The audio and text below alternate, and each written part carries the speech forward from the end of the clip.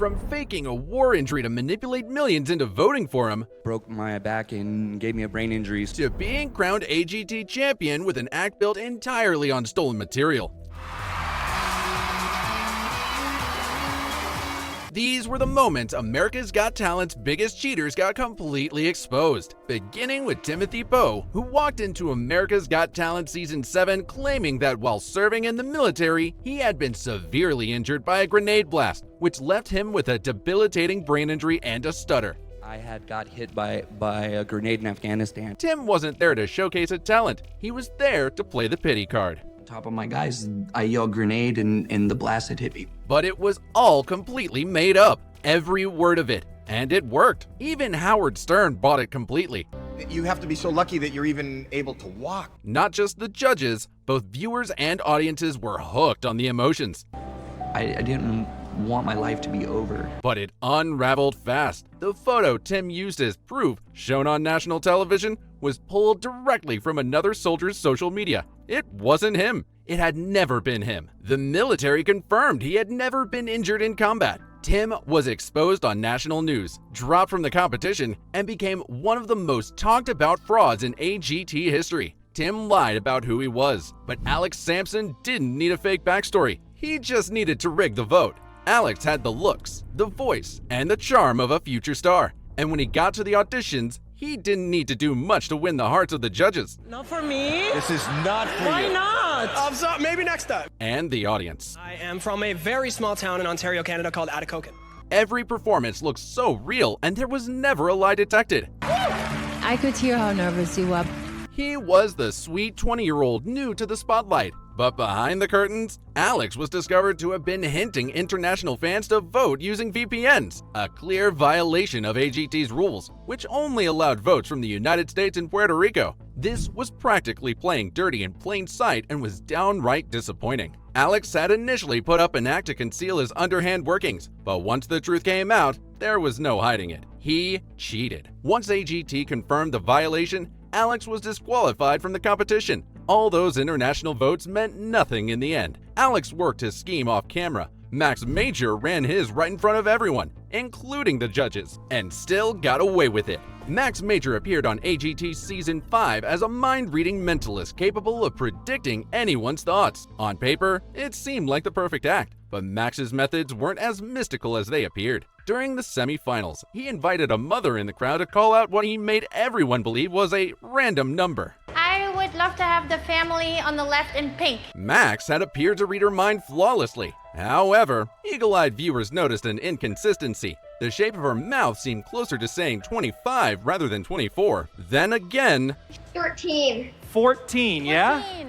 she clearly said 13. Max insisted it was 14, and that wasn't a mistake. 13 was the number tied to his reveal. If she'd kept her answer, his act would have collapsed live on television, so he changed it. Viewers soon realized he wasn't reading minds, just controlling the random choice. We now have 6 numbers chosen at random. All bets are in. The judges gave him a standing ovation, but for anyone watching closely at home, the number had already been changed, and the trick was already over. Max controlled the moment live on stage. Paul Zerdan's deception ran much deeper, and it took the internet to dig it up. Paul Zerdan had become one of AGT's standout success stories. Guy came into the show, left the judges speechless, and walked away with $1 million. How many of you here tonight are ready to enter the land of make-believe? At first, everyone believed Paul was a master of the talking dummy craft. His act looked original, effortless, and good enough to take home the ultimate prize. I'm gonna do some Irish dancing.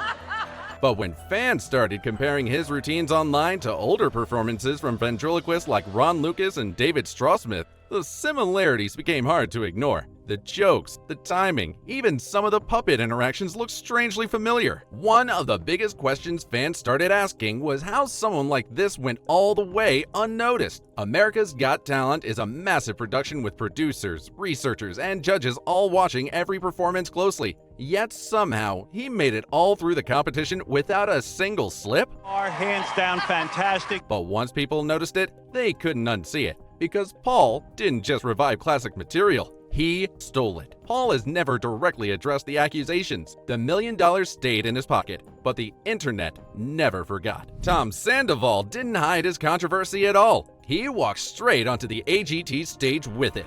Tom was the first contestant in the season that needed to give an explanation before his performance. Labeled as the most hated man in America by New York Times. Tom came in carrying real-world baggage, a public affair that had already made him a controversial figure. AGT gave him a shot anyway. Let's get America to like you. But during his performance, people noticed something strange. His vocals sounded too perfect, almost like a studio track was playing underneath, which was strictly disallowed at AGT and was also a clear contrast to a later performance on the season. Tom's move to the next round sparked controversy when questions were raised on if it was his talent or his secret connection to Judge Howie Mandel that kept him on the show. Tom is a showman. He really takes this seriously. After his band, Tom Sandival and the Most Extras advanced past the audition, they eventually flopped in the quarterfinals when their performance didn't exactly land with the audience or judges.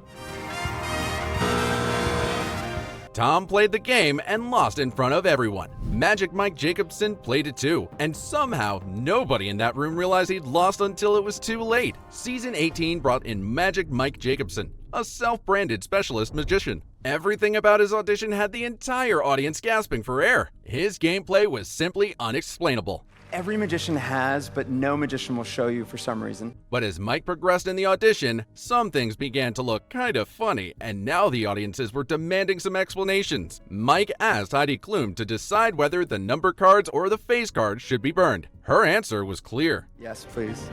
All the faces.